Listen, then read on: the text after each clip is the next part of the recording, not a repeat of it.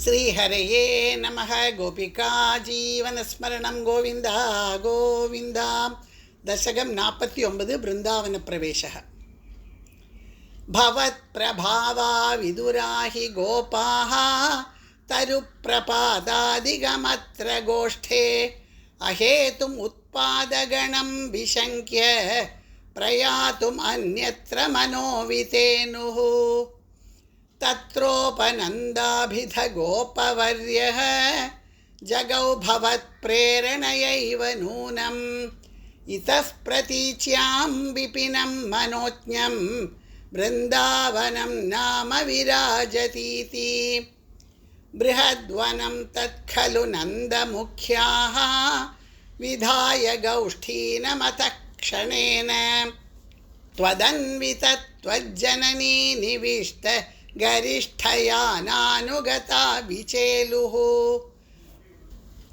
अनो मनोज्ञध्वनिधेनुपाळीखुरप्रणादान्तरतो वधूभिः भवद्विनोदालपिताक्षराणि प्रपीयनाज्ञायतमार्गदैर्घ्यम् निरीक्ष्य वृन्दावनमीशनन्दत्प्रसूनकुन्द प्रमुखद्रुमौघम् अमोदथा शाद्वलसान्द्रलक्ष्म्या हरिन्मणिकुट्टिमपुष्टशोभम् नवाकनिर्व्यूढनिवासभेदेषु अशेषगोपेषु सुखासितेषु वनश्रियं गोपकिशोरपाळी विमिश्रितः पर्यगलोकथास्त्वम्। अराळमार्गागतनिर्मलापां मराळकूजाकृतनर्मलापां निरन्तरस्मेरसरोजवक्त्रां कलिन्दकन्यां समलोकयस्त्वं। मयूरकेकाशतलोभनीयं मयूखमालाशबलं मणीनां विरिञ्च लोकस्पृशमुच्चशृङ्गैः गिरिं च गोवर्धनमैक्षथास्त्वम्।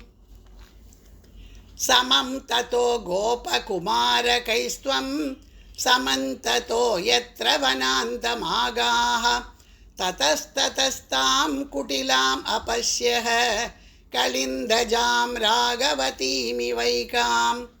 तथा विधेऽस्मिन् विपिने पशव्ये समुत्सुको वत्सगणप्रचारे चरन् स रामोऽथ कुमारकैस्त्वं समीरगेहाधिपपाहि रोगात्।